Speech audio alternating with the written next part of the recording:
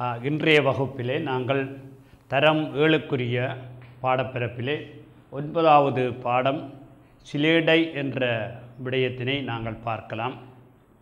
சென்ற வகுப்புகளிலே 8ஆம் பாடத்திலே நாங்கள் மொழிபெயர்ச்சிகள் எல்லாம் முடித்திருக்கின்றோம். அந்த வகையிலே இப்பொழுது சிலேடை என்பதும் மொழியோடு சம்பந்தப்பட்ட ஒரு பகுதி. அதாவது அணிகளிலே ஒன்று சிலேடை அணி என்று சொல்லுவார்கள். அந்த வகையிலே அந்த அணியை பற்றி தான் நாங்கள் இதை பார்க்கிறோம். இங்கே பாருங்கள், சிலேடை என்பது சொல் அணிகளில் ஒன்று என்று சொல்லப்படுகின்றது. சொல் அணிகளே ஒன்று, அதாவது ஒரு சொல்லுக்கு இருபொருள் வரும் வகையிலே பயன்படுத்துவதை குறிக்கும்.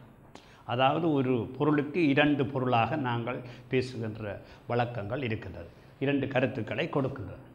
ஆகவே அதை சிலேடை செவிக்கு இனிமையும் கருத்துக்கு சுவையும் தரக்கூடியது என்று சொல்லுகிறார்கள். அப்போ ஒரு இனிமையாகவும் இருக்கும், அதே நேரத்தில் சுவையுடையதாக, அதே நேரத்தில் எங்களுக்கு கருத்தும் வித்தியாசமாக அமையும், கருத்து சுவையுடையதாக அமைகின்றது. அந்த வகையிலே நாங்கள் பார்ப்போம். அம்மா வானை என்கிறாய், அம்மா வானை என்கிறாய், அது ஒன்று என்ன சொல்லுது, என்ன கருத்து சொல்லுது? அம்மா வருதல் ஒரு பொருள். அம்மா வானை என்ற அம்மா வானை வருதல் ஒரு பொருள். அம்மா வானை சத்தியம், அந்த அம்மாவானை என்ற சத்தியம், இப்படி ஒரு பொருள் வருகிறது. அப்போ சத்தியம் என்ற செய்கிறது அம்மாவான என்று சொல்லுகின்ற ஒரு சத்தியத்தை குறிக்கிறது.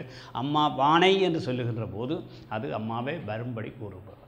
அப்போ பாருங்கள், இரண்டு பொருள் வரக்கூடியதாக இப்படி சொல்லுகிறோம். அம்மாவானை என்கிறாய், அம்மா வருதல் ஒரு பொருள், அம்மாவானை சத்தியம், அம்மா இப்படி இரு பொருள். இப்போ இரண்டு பொருளிலே நாங்கள் சொல்லுகின்றோம். அடுத்ததாக பாருங்கள், புத்தி இல்லாதவன் என்று நீ, புத்தி இல்லாதவன் என்று நீ புன்சிரிப்பு கொள்கிறாய். புத்தி இல்லாதவன், புத்தி இல்லாதவன் என்று ஒரு சிலேடியாக சொல்லுகிற வழக்கம் இருக்கு. புத்தியில் லாதவன், புத்தியில் ஆதவன், ஆதவன் என்றால் சூரியனை போன்ற ஆதவன் ஆகிறாய், பிரகாசமான புத்தியில் நீ ஒரு ஆதவனப்பா. புத்தி இல்லாதவன் என்று சொல்லுகிற போது புத்தி இல்லாதவன் என்று சிலேடியாக சொல்லுகிறோம், ஆனால் புத்தியில் ஆதவன் என்று வருகிறது. அப்போ இரண்டு வகையிலே அங்கே கருத்தை நாங்கள் பார்க்கக்கூடியது. இந்த வகையில் இந்த அதாவது சிலேடை அணியில் இது ஒரு மிக முக்கியமான பகுதி. அதாவது இருபொருள் பட கருத்து இருக்கு சொல்லுவது. அங்கே பாருங்கள், இன்னும் ஒன்று பாருங்கள். பழங்கள் என்று சொன்னதும், பழங்கள் என்று சொன்னதும் பாலர் உள்ளம் சிரிக்கிறார். பாலர் உள்ளம் சிரிக்கிறார். பழங்கள்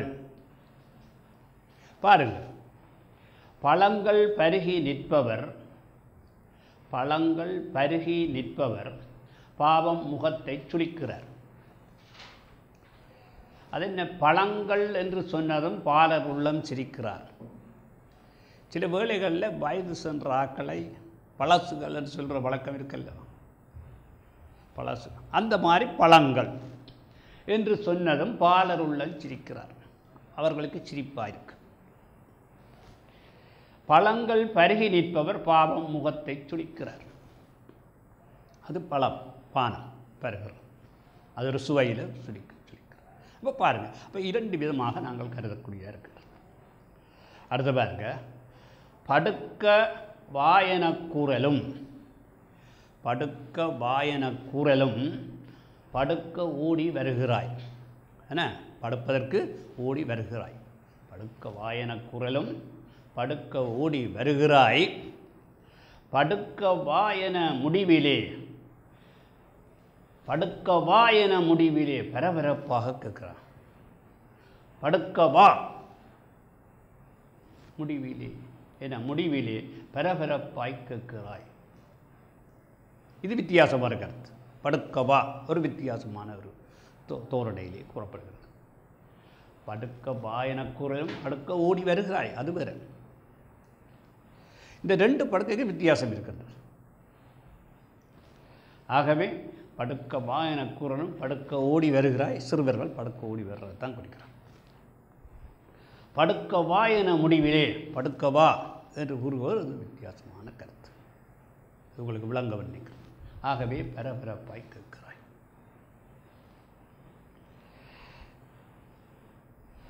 தாவரம் என்று நீ சாமியை தாவரம் என்று நீ தலை வணங்கி கேட்கிறாய். தாவரம் என்று நீ தாவரம் தாவரம் என்ற சொல்லி எப்படி என்று பாருங்கள்.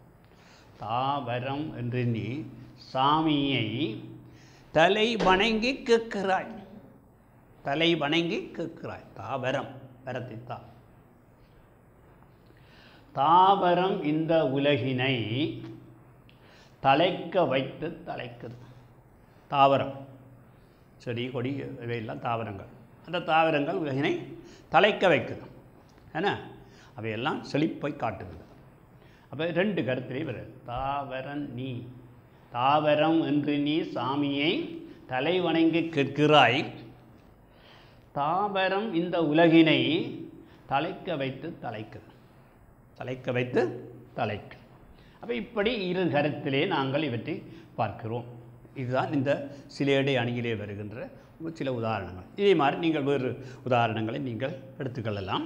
அப்போ இங்கே பாருங்கள், இரண்டு பொருள் கருத்து ஒரு சிலேடியாக நாங்கள் சொல்லுவோம். வழக்கம் சொல்லுகின்ற போது ஒரு சிலேடியாக இருக்கிறது. அது ஒரு நகைச்சுவையை குறிக்கின்றது. அதே நேரத்தில் இருவேறு கருத்துக்களையும் எங்களுக்கு தருகின்றது என்பதை நாங்கள் இப்போ பார்க்கிறோம்.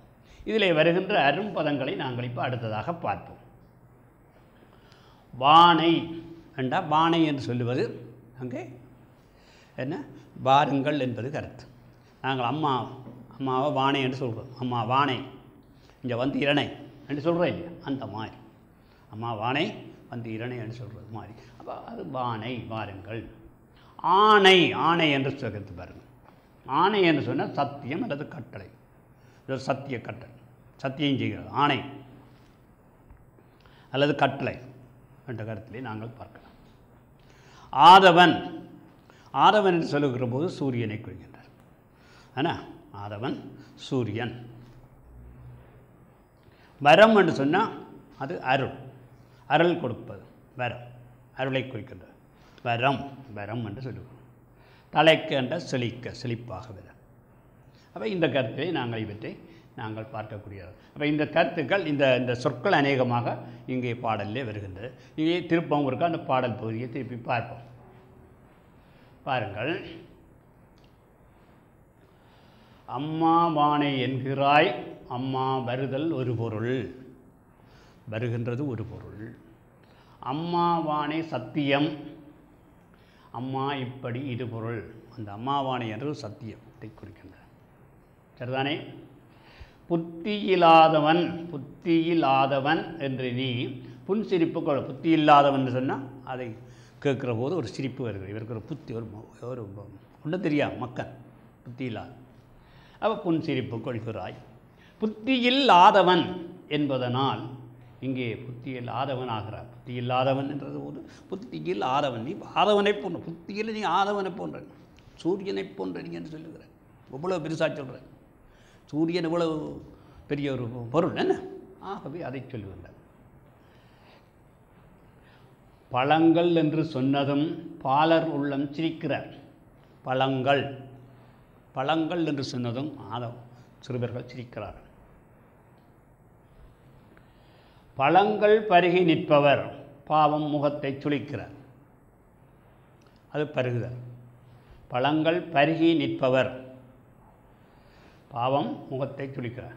இது இருவேறு கருத்திக்கும். படுக்க வாயன கூறலும் படுக்க ஓடி வருகிறார். படுக்க வா என்று சொன்னோடனே பிசுர்களெல்லாம் ஓடி வருகிறார். படுக்க வா என முடிவிலே பரபரப்பாய் கேட்கிறார். படுக்க வா என்று சொல்லுகிறார். அங்கே அது ஒரு விகாரமாக வருகின்றது. தாவரம் என்று நீ சாமியை தலை வணங்கி கேட்கிறாய். தாவரம் தலை வணங்கி கேட்கிறாய். தாவரம் இந்த உலகினை தலைக்க வைத்து தலைக்குது. தாவரம் இந்த உலகத்தை தலைக்க வைத்து செழிப்பினை உண்டாக்குது என்ற கருத்திலே இப்போ இருவேறு கருத்துக்களை உடையதாக இங்கே வருவதை நாங்கள் இங்கே உள்ள அந்த அரும்பதங்களை கொண்டு நாங்கள் அவற்றை பார்த்து கொள்ளக்கூடியதாக இருக்கின்றது. பாருங்கள், இங்கே பாருங்கள். புத்தி இல்லாதவன் எனும்போது யாது நிகழ்கிறது? கிரகித்தல். இதில் என்ன புத்தி இல்லாதவன் என்று சொன்ன உடனே நாங்கள் புத்தி இல்லாத ஒரு பெரிய மக்கள் என்று சொல்லப்படுது. புத்தியில் ஆதவன் என்று சொல்லி இன்னொரு கருத்து வருகிறது. இப்போ புத்தி இல்லாத சாதமாக சொன்ன உடனே நாங்கள் நினைக்கிறது என்று புத்தி இல்லாதவன் ஒரு மக்கள் என்று சொல்லுகிறோம். அப்போ ஜாதி குழந்தைகளது உள்ளம் எப்பொழுது சிரிக்கிறது? ஏன்னா பழங்கள் என்று சொன்ன உடனே ஒரு சிரிப்பு ஏற்படுது. முதியவர்களை பார்த்து சொல்லுகிற வழக்கம் இருக்குது. கவிதையில் கூறப்படும் தாவரத்தின் பயன்பாட்டினை குறிப்பிடும். தாவரம் என்ன மாதிரி? ஒன்று தாவரம் என்ற கருத்தில் வருது, மற்றது தாவரம் செழித்து வளர்வதை குறிக்கின்றது. இக்கவிதை மூலம் ஆசை வெளிப்படுத்த முடியும் விடையும் யாது? என்ன வெளிப்படுத்த முடியும்? இருவேறு கருத்துக்களை அங்கே சொல்லுகிறார். ஒவ்வொரு சொல்லிட 2 கருத்துக்களை எங்களுக்கு தெரிவிக்கின்றார். அங்கே ஒன்று சிலேடியாகவும் மற்றது ஒரு கருத்தையும் குறிக்கின்றது, இன்னொரு கருத்தையும் குறிக்கின்றார். அப்படி இந்த முனைகின்றார். அப்போ வெளிப்படையாக பார்க்கவோ சிலேடியாக சொல்லுவதாக இருந்தாலும் அதே ஒரு ஆழமான கருத்து இருப்பதையும் இங்கே காணக்கூடியதாக இருக்கின்றது. உமக்கு பிடித்த வரிகளை குறிப்பிட்டு காரணம். நீங்கள் இந்த பாடலை படித்து பார்த்து உங்களுக்கு பிடித்த ஒன்றை நீங்கள் எழுதி காட்டலாம். அப்போ இதுதான் இந்த கிரகித்தல் பயிற்சியிலே வருகின்றது. இனி நாங்கள் மொழித்திறன் விருத்திக்கு செல்லுகின்றோம். பின்வரும் சொற்களை வைத்து 2 பொருள் தரும் வகையிலே வாக்கியங்கள் அமைக்கிறது. 2 பொருள் தர வாக்கியங்கள் அமைக்கிறது. இங்கே தரப்பட்ட சொற்களை வைத்து 2 பொருளிலே வாக்கியங்களை அமைக்கலாம். இப்போ உதாரணமாக நாங்கள் சொல்லுகின்றோம் என்றால் அடி என்று ஒரு சொல்ல சொல்லுகிறோம். இந்த அடியை வைத்தேன் என்ன? அடி இல்லாட்டி அண்ணன் தம்பிக்கு உதவார். அடி எப்பொழுதும் அடி இல்லாட்டி அண்ணன் தம்பிக்கு உதவார் என்று சொல்லுவார். அடி என்று அடிக்கிறது என்ன? அடி உதவுற மாதிரி எதுவும் இல்லை அப்படி என்று சொல்லுகிற வழக்கம் இருக்கின்றது. மற்றது அடிமட்டம் என்ன? அந்த ரூலர் என்று சொல்லுகிற அந்த மட்டம், அது அடிமட்டம். அப்போ இப்படி 2 வேறு கருத்துக்களை நாங்கள் சொல்லக்கூடிய. மற்றது நாங்கள் அளக்கிற அடி என்ன? அடி அங்குலம் என்ற கருத்திலே எல்லாம் சொல்லுவோம். அதே மாதிரித்தான் இங்கேயும் இங்கே தரப்பட்ட சொற்களை 2 வேறு கருத்துக்களிலே நாங்கள் சொல்லலாம் என்று சொல்லப்படுகிறது. அப்படி பாருங்கள். அம்மாவானை என்ற அந்த ஒரு சொல்லு 2 வேறு கருத்திலே அமைந்ததை நாங்கள் இந்த பாடலில் பார்த்திருக்கிறோம். ஆகவே அவற்றை வைத்து நாங்கள் வசனங்களை அமைக்கலாம். அம்மா வானே என்று சொல்லுகிறது ஒரு அழைப்பு. அம்மாவான நான் இதை செய்யலை, அம்மாவான இதனை செய்யவில்லை என்று சொல்கிறது இன்னொரு கருத்து. அப்போ பாருங்கள், அம்மாவானே என்ற அம்மாவானே அங்கே இருக்கவனே இங்கே வானே என்றது தான் கருத்து. அப்போ அப்படி சொல்லுவது ஒரு கருத்து. அம்மாவான நான் இதை செய்யலை, சத்தியம் செய்கிறேன். அப்போ 2 கருத்தை நாங்கள் பார்க்கிறோம்.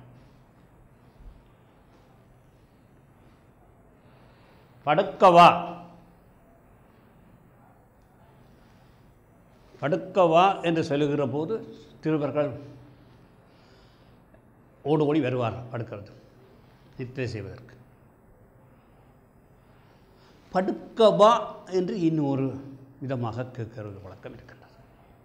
அது விகாரமான ஒரு கேள்வியாக வருகிறது. அப்படியான கேள்விகளும் இருக்கின்றது. சரிதானே? அது 2 வகையிலே நாங்கள் அந்த கருத்துக்களை விரைவாக எழுதலாம்.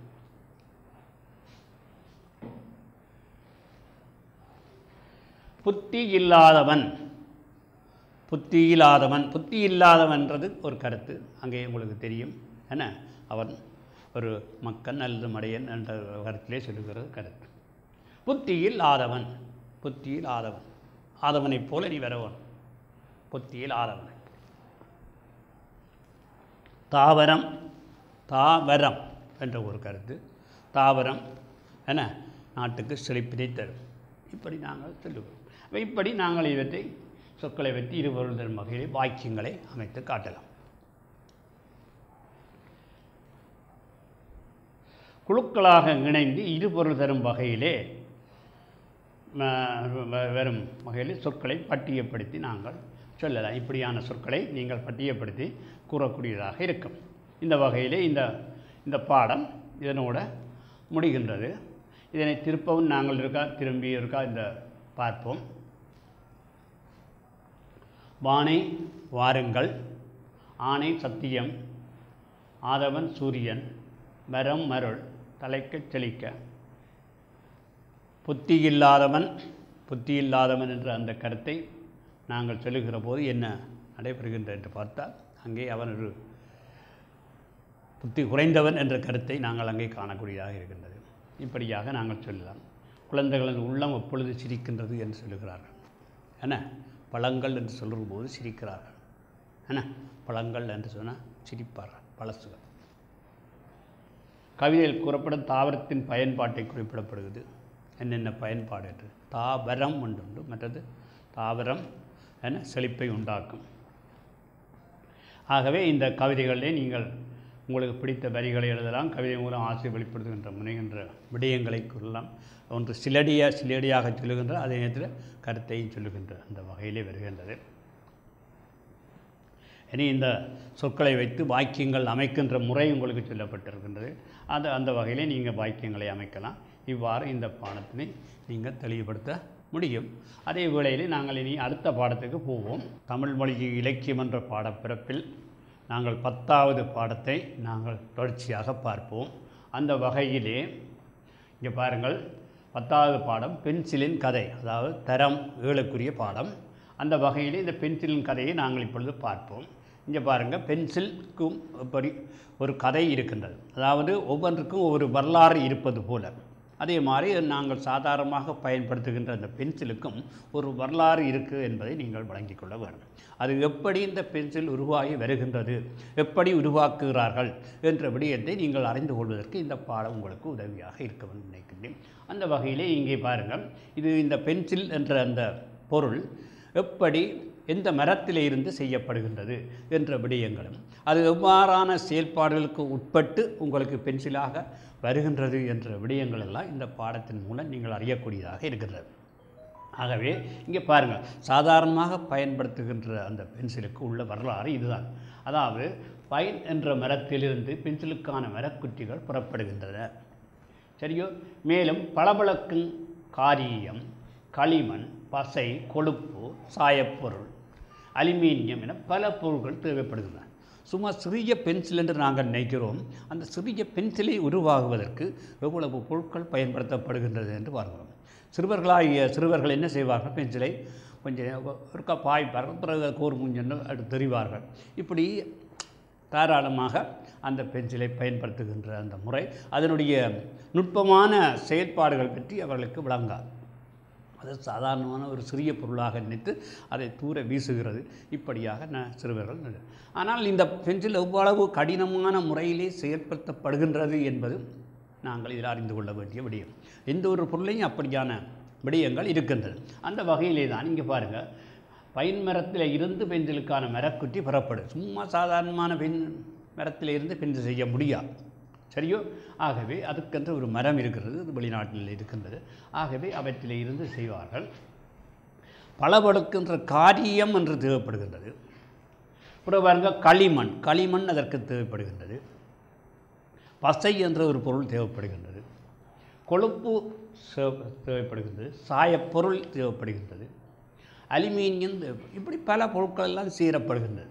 இவ்வாறு செய்யப்பட்ட அந்த பென்சில் மேற்பகுதியில் pH என்ற அடையாளங்கள் இடப்படுவதும் அவற்றின் தரங்கள் விளங்கிக் கொள்ளலாம். pH என்ற தரம் ஒரு நல்ல முறையான நல்ல தரமுடைய பென்சில் என்று அங்கே சொல்லப்படுகின்றது. அந்த வகையில் அது இங்கே சொல்லப்படுகின்றது. நீ சிறு பையனாக இருக்கும்போது உன் அண்ணனின் புத்தக பையை துளாவி பார்த்திருப்பாய். நீ சிறுவனாக இருக்கிற போது உன்னுடைய அண்ணனுடைய புத்தக பையை துளாவிமா, அவனுடைய பாடப்புத்தகத்தை வெளியில் எடுத்து படம் பார்த்திருப்பாய்.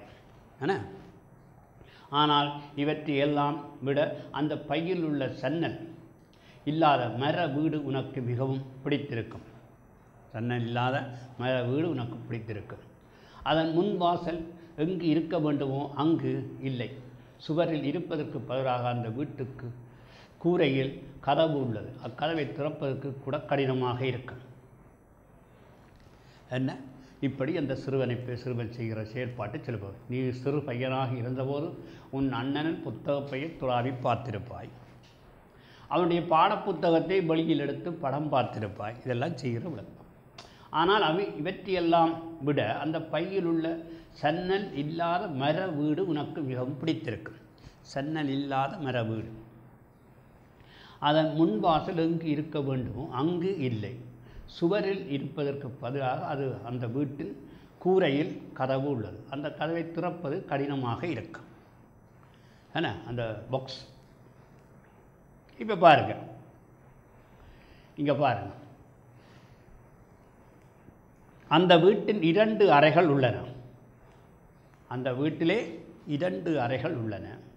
ஒன்று நீளமானது, குறுகலானது, மற்றொன்று சிறியது, அகலமானது. நீண்ட அறையிலே 2 நண்பர்கள் வசிக்கிறார்கள். நீண்ட அறையிலே 2 நண்பர்கள் வசிக்கிறார்கள். அவர்கள் பென்சிலும் பளபளக்கும் முனையும் உள்ள நீலப்பேனாவும் ஆகும். என்ன? ஒன்று பென்சில், மற்றது பளபளக்கும் முனையுள்ள நீலப்பேனா. நீலப்பேனா பளபளக்கும். சிறிய அறையில் பென்சிலின் நண்பன் ரப்பர் வசித்து வந்தான். சிறிய அறையில் அந்த ரப்பர் வசித்து வந்தான். அப்போ அந்த பென்சில் பாக்ஸ், அதாவது பென்சில் வைக்கிற பாக்ஸை தான் முதலில் வீடாக சொல்லப்பட்டது. இவ்வாறு அவனுக்கு சுத்தம் என்றால் பிடிக்கும். யாருக்கு? இந்த ரப்பருக்கு. அதற்காக அவன் எப்பொழுதும் அசுத்தமாக இருப்பான். ரப்பர் வைத்த நேரம் சுத்தமாக இருக்கும். பென்சில் ஏதாவது தவறு செய்தால் அதன் நண்பன் ரப்பர் உடனே சென்று தவறை திருத்துவான். இதற்காக ரப்பர் தன்னை அசுத்தப்படுத்தி கொள்ளவும் தயங்க மாட்டான். இப்படி இருக்கின்றது. பக்கத்தில் நோட்டு புத்தகங்கள் இருந்தன. அவற்றை நீ ஆவணத்திடம் பார்த்தாய். பேனாவின் மூலம் நோட்டில் உன் அண்ணன் வரைந்துள்ள அழகிய கோடுகள், வட்டங்கள், வீச்சுக்கள் என்பவை எல்லாம் உன் மனதை கவர்ந்தன. இப்பொழுது நீ பள்ளிக்கு செல்லும் பையன், இப்பொழுது நீ பாடசாலைக்கு செல்லுகின்ற பையனாக இருக்கின்றாய். உனக்கு என்று இப்பொழுது பக்கத்து புத்தகம், நோட்டு புத்தகங்கள், பென்சில் வைக்கும் பெட்டி, பென்சில், பேனா, ரப்பர் முதலியது இருக்குது. இப்போ உனக்கும் எல்லாம் இருக்குது. அன்னிடம் மட்டுமல்ல, உன்னிடமும் இருக்கின்றன. வெள்ளைத்தாளில் பேனாவினால் எவ்வாறு எழுதுவது என்று தினந்தோறும் பள்ளிக்கூடத்தில் நீ கற்றுக்கொள்கிறாய். எப்படி பேனாவால் வெள்ளைத்தாள் எழுதுகிறது என்பதை கற்றுக்கொள்கிறாய்.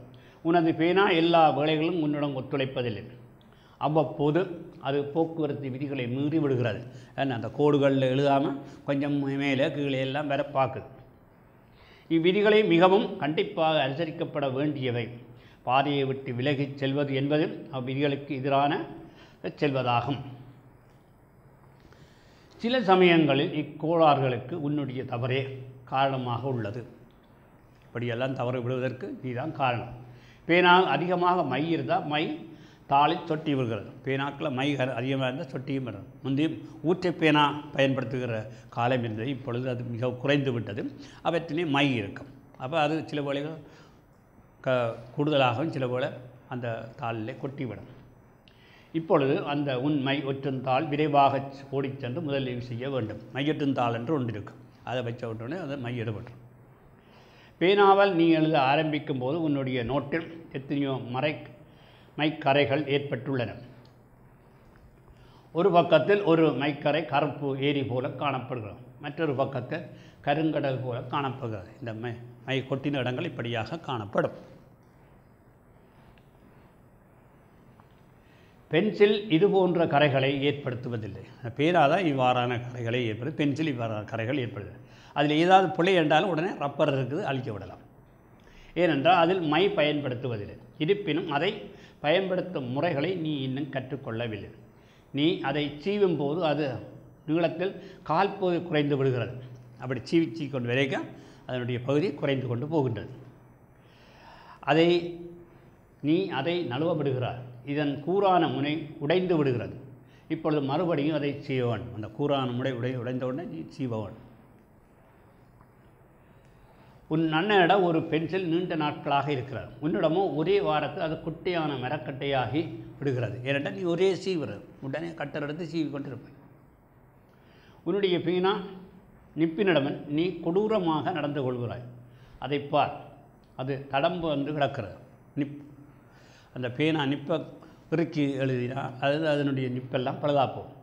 கூணா முனைகள் அதனுடைய கூறான முனைகள் ஒன்று உடைந்து குட்டையாக இருக்கிறது. அது நீண்ட தூரம்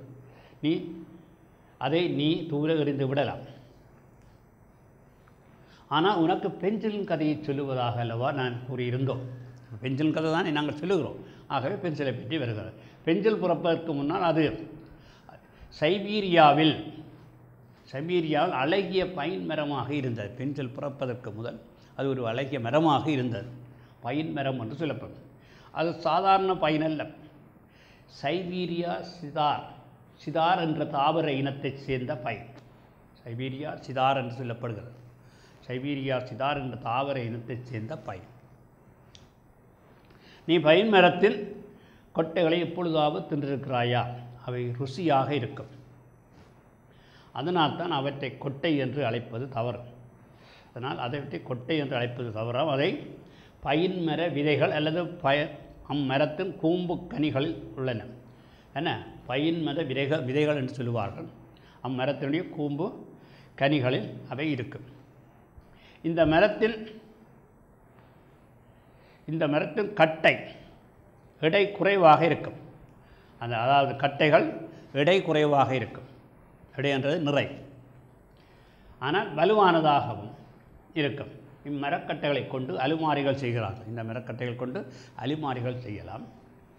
மரத்தின் வாடை பூச்சிகளுக்கு பிடிப்பதில்லை. பூச்சிகளுக்கு பிடிக்காது. பூச்சி அரிக்கிறவங்க இப்போ சாதாரண மரக்கட்டைன்னா பூச்சி உடனே அரிச்சு போடும்.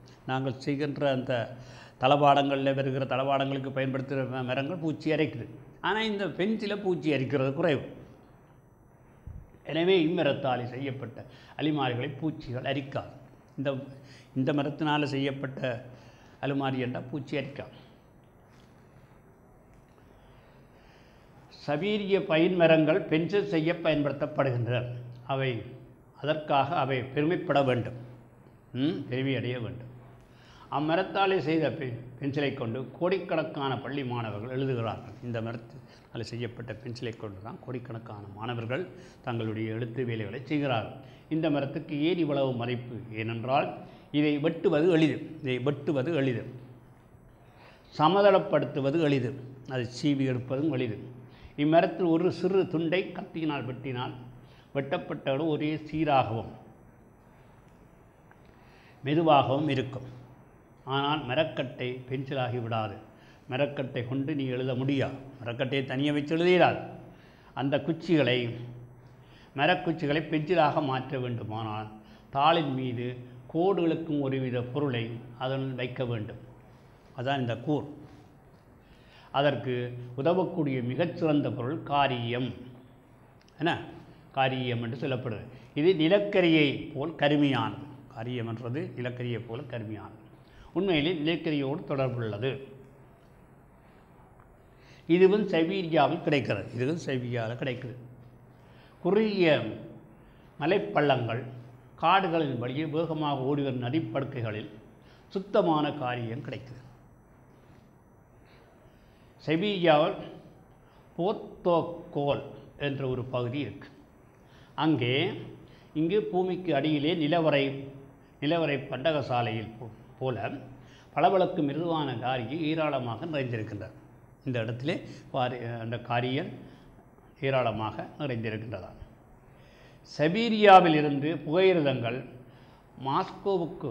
மாஸ்கோவில் உள்ள பென்சில் தொழிற்சாலைக்கு பைன் மரக்கட்டைகள், காரியம் ஆகியவற்றை கொண்டு செல்கின்றன.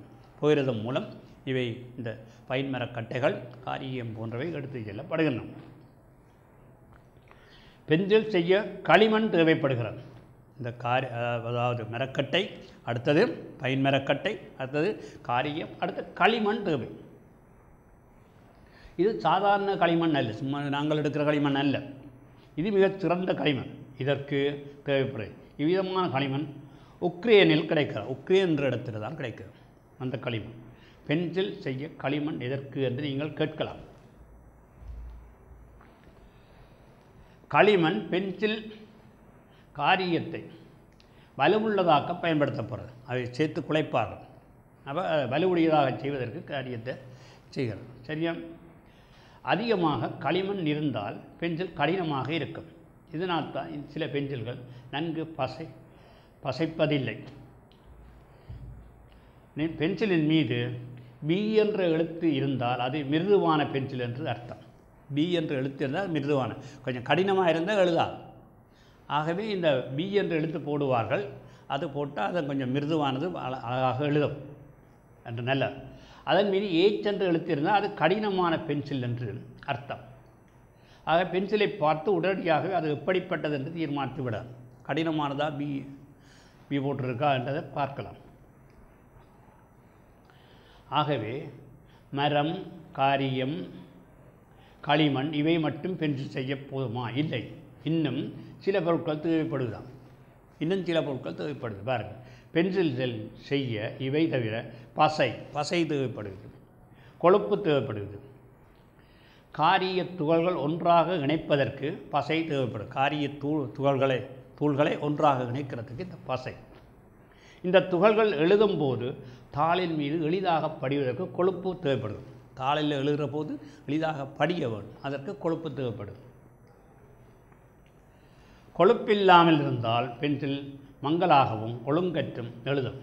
அந்த கொழுப்பு இல்லையென்றா அது மங்கலாகவும் அதே நேரத்தில் ஒழுங்கற்றும் இருக்கும். இவை மட்டுமல்ல, சாயப்பொருட்களும் பளபளக்கும் உலோகமான அலுமினியம் தேவைப்படுது, அதுவும் போடுவார். இப்படி சாயப்பொருள் பென்சிலுக்கு வர்ணம் தீட்ட பயன்படுத்தப்படுறது. வர்ணம் தீட்டுவதற்கு அந்த பென்சில், அந்த சாயப்பொருள் தேவைப்படுது. பென்சிலேயே சில சித்திரங்கள் வரைவார்கள். பென்சிலால் சித்திரம் வரைந்தால் அதுவும் அழகாக இருக்கும். அப்போ அதுக்கெல்லாம் இந்த இதுதான் பயன்படுத்தப்படும். பென்சில் மீது எழுத்துக்களை பொறிக்க அலுமினியம் பயன்படுத்தப்படும். அலுமினியம் பளபளப்பு தன்மையை ஏற்படுத்தும். முடிவாக இப்பொருட்கள் எல்லாம் தொழிற்சாலைக்கு அனுப்பப்படுகின்றன. இவையெல்லாம் தொழிற்சாலைக்கு அனுப்பப்படும். அங்கு இவை எவ்வாறு அவற்றுக்குரிய இடத்தை பெறுகின்றன? முதல்ல என்ன நடக்குது என்று பார்ப்போம். மரத்துண்டுகள் எப்படி ஒரே அளவுள்ள அறுகோண வடிவுள்ள சிறு சிறு குச்சிகளாக மாற்றப்படுகின்றன. சிறு சிறு குச்சிகளாக மாற்றப்படும். இக்குச்சிகளுக்கு நடுவிலே காரியம், களிமண், கொழுப்பு ஆகியவற்றின் கலவை எப்படி வைக்கப்படுகிறது, இதனைத்தான் அடுத்ததாக பார்க்கிறோம். மேலே கூறிய பொருட்களிலிருந்து பென்சிலை செய்ய வேண்டுமானால் இப்படியான பொருட்களை கொண்டு பென்சிலை செய்ய வேண்டுமானால் மனிதர்கள் கடினமாக வேலை செய்ய வேண்டும். சும்மா பொருள் இருந்தால் மட்டும் போதாது, மனித உழைப்பும் தேவை. இப்போ நாங்கள் எத்தனையோ விஞ்ஞானமான பொருட்கள் எல்லாம் வந்திருக்கின்றன. இப்போ கம்ப்யூட்டர் காலம் என்று சொல்லுகிறோம். கம்ப்யூட்டர் வந்திருக்குது. கம்ப்யூட்டரில் எல்லாம் செய்யலாம்ன்றால் கம்ப்யூட்டர் இயக்கிறதுக்கு ஒருத்தன் தேவை தானே. சும்மா கம்ப்யூட்டர் வேலை செய்யுமா?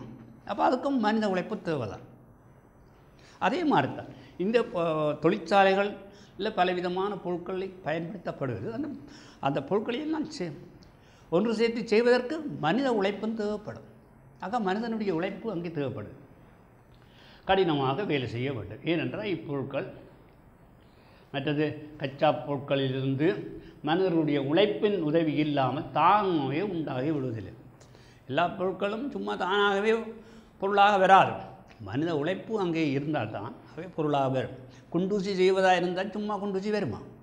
குண்டூசி செய்கிறேன்னு சொன்னால் அதனுடைய குமிழ் செய்கிறதுக்கு ஒரு பகுதி, அதை கூறாக்கிறதுக்கு ஒரு பகுதி, அதை தண்டை செய்கிறதுக்கு ஒரு, இப்படியே பலருடைய உழைப்பு ஒன்று சேர்ந்தால் சிறிய ஒரு குண்டூசியை உருவாகும். அதே மாதிரி தான். ஆகவே ஆனால் எப்படி அவர்கள் வேலை செய்கிறார்கள் எல்லாம் கையால் செய்வதாக இருந்தால் நீண்ட காலம் இருக்கும். அதுவும் உண்டு. இப்போ இந்த மிஷினரிகள் வந்து அவற்றின் மூலம் செய்கிறார்கள். அந்த மிஷினை இயக்குவதற்கும் அதை நிறுத்துவதற்கும் இதற்கும் தான் மனிதன் பயன்படுத்துகிறார்.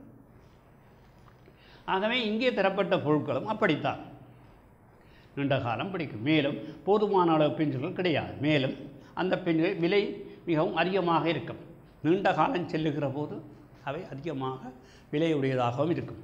ஆகவே பள்ளிக்கூடத்தில் உள்ள பிள்ளைகளின் எண்ணிக்கையை பார், கோடிக்கணக்கானவர்கள், அவர்களுக்கு கோடிக்கணக்கான பென்சில்கள் தேவைப்படும்.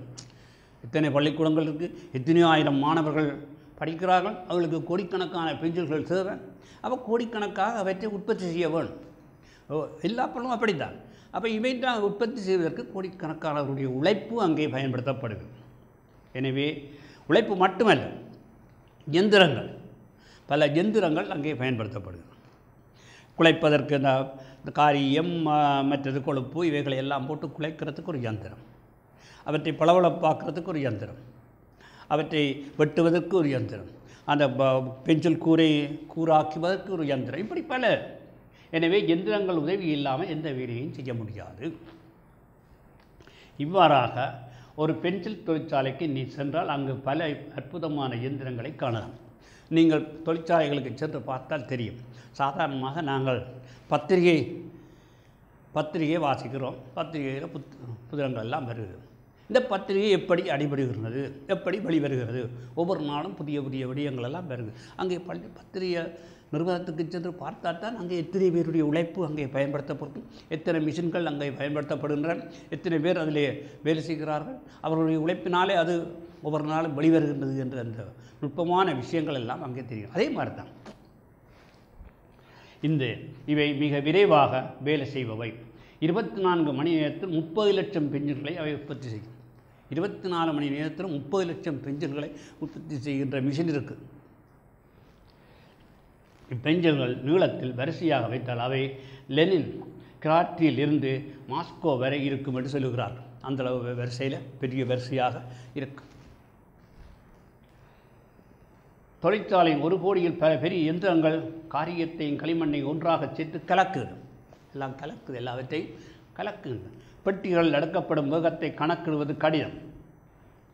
ஏனென்றால் இயந்திரங்கள் அவ்வளவு விரைவாக வேலை செய்கின்றன. இயந்திரங்கள் விரைவாக வேலை செய்யும்.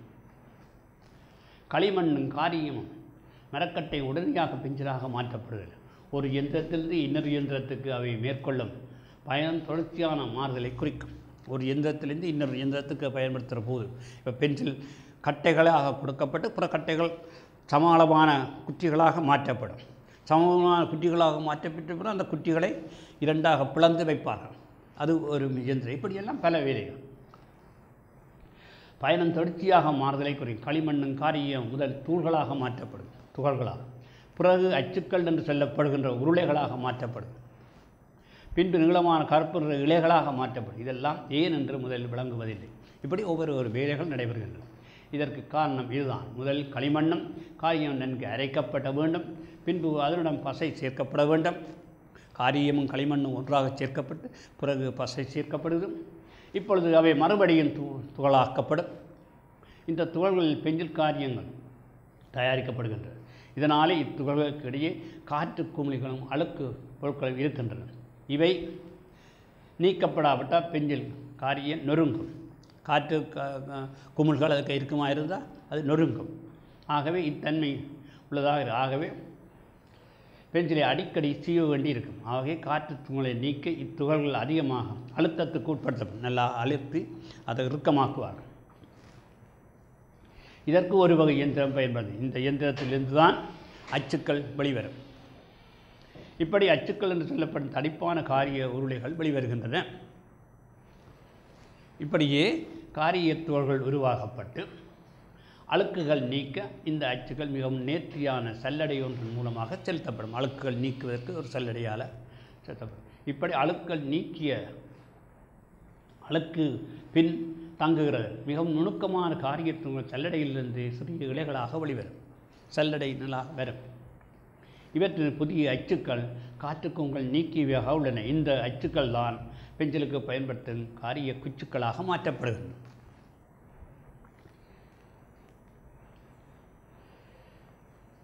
ஆனால் தடிப்பான அச்சிலிருந்து எப்படி மெல்லிய குச்சியை தயாரிக்க முடியும்? உண்மையில் இது மிகவும் எளிதான. இந்த அச்சு ஒரு சிறு துளையின் வழியாக ஒரு சிறிய துளை வழியாக செலுத்தப்பட்டு அப்படி செலுத்தப்படுது. இவ்வாறு பெரிய அச்சுக்கள் இவ்வாறு சிறு கதவின் வழியாக செல்ல முடியும் என்று கற்பனை செய்வது கூட கடினம். ஆனால் அது உண்மையில் நடைபெறுகின்றது. இப்படி தான் நடைபெறுகின்றது. இவ்வாறு செல்லும் போது அது மிகவும் மெல்லியதாக மாறுகின்றது.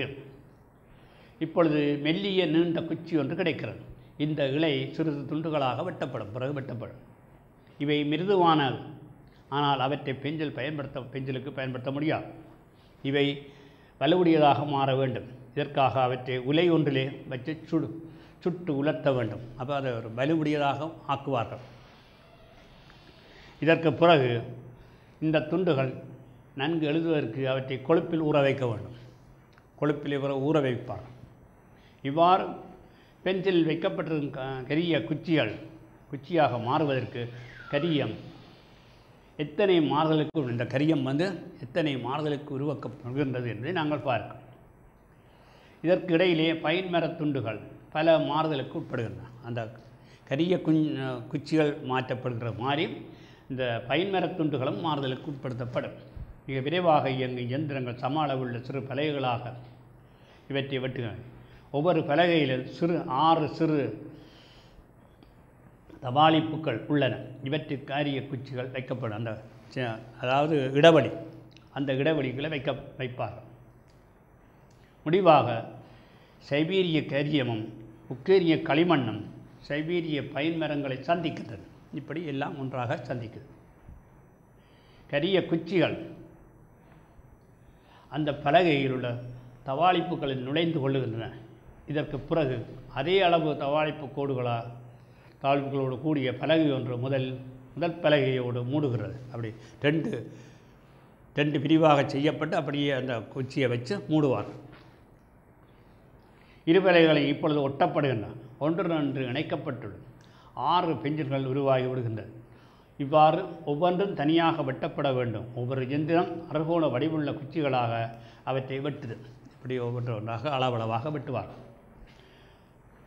இப்பொழுது ஒவ்வொரு பென்சில் நடுவிலும் காரியம் உள்ளது. அப்போ அந்த பென்சிலுக்கு நடுவில் அந்த குச்சி வைக்கப்படுகிறது.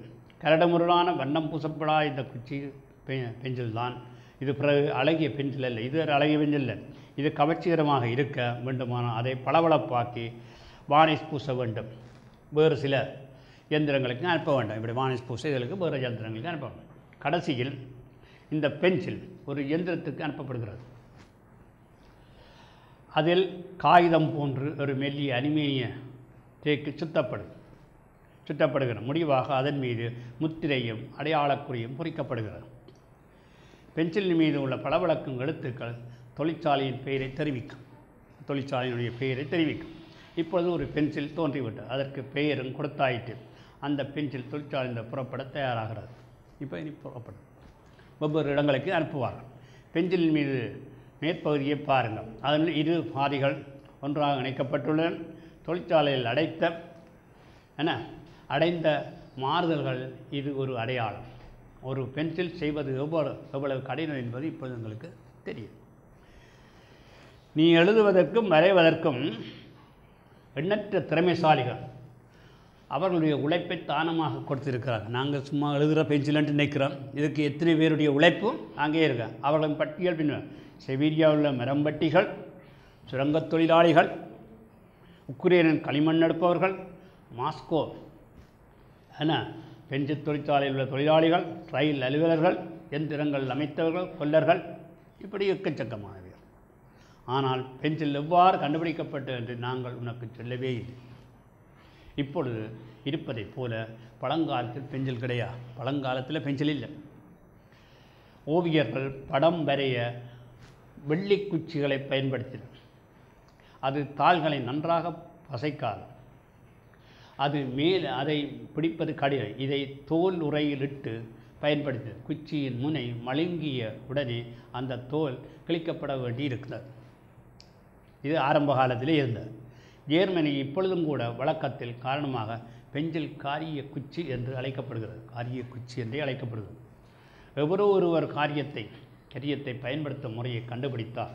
ஆனால் தற்காலத்திய முறையை அது அடைவதற்கு நீண்ட காலம் பிடித்தது. தற்காலத்திய அந்த பென்சில் வருவதற்கு நீண்ட காலம் பிடித்தது. கரியம் மட்டுமே பயன்படுத்தப்பட்டால் பென்சில் கரியம் மிக மிருதுவாக இருக்கும். முதலில் அது கந்தகத்துடன் கலக்கப்பட்டது. அதனாலே அது நொறுங்கும் தன்மை உள்ளதாக இருந்தது. அப்போ முதல்ல கந்தகத்தோடு கலந்தார்கள். அது நொறுங்கி கொண்டிருந்தது. களிமண்ணுடன் கலக்கும் முறையை கண்டுபிடித்தவுடன் எல்லாமே நல்ல முறையில் நடந்தது. இப்படி அவர்கள் ஒரு செயற்பாடுகள் இல்லை, சில வேளைகளில் அந்த செயற்பாடுகள் செய்து அதிலே வெற்றி கரையில்லைன்னா இன்னொரு செயற்பாடு செய்கிறார். முதல்ல கந்தகத்தில் கலந்தார்கள். அது வெற்றி கரையில் பிறகு களிமண்ணோடு கலந்தார்கள். பென்சிலை செய்யும் சிக்கல் நிறைந்த எந்திரங்களை கண்டுபிடிக்க எவ்வளவோ கஷ்டப்பட்டிருக்க வேண்டும். இதெல்லாம் உடனே நடக்கிறதே இல்லை. இவ்வளோ காலம் சென்றது.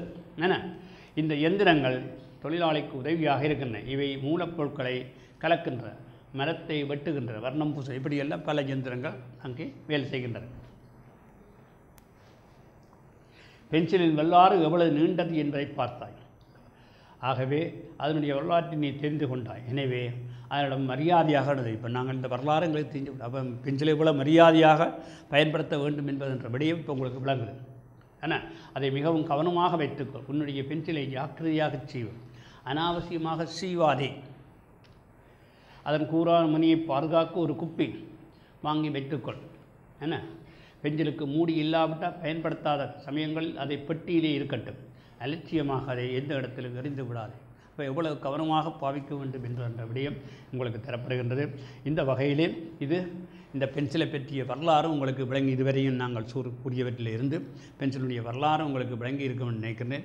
ஆகவே பென்சிலின் கதை உங்களுக்கு எல்லாருக்கும் தெரியும். சாதாரணமாக பயன்படுத்தும் பென்சிலுக்கு இவ்வளவு பெரிய வரலாறு இருக்கின்றதை நீங்கள் அறிந்திருப்பீர்கள் என்ற வகையிலே இந்த பாடத்தை இதனோடு நிறைவு செய்கின்றேன். நன்றி.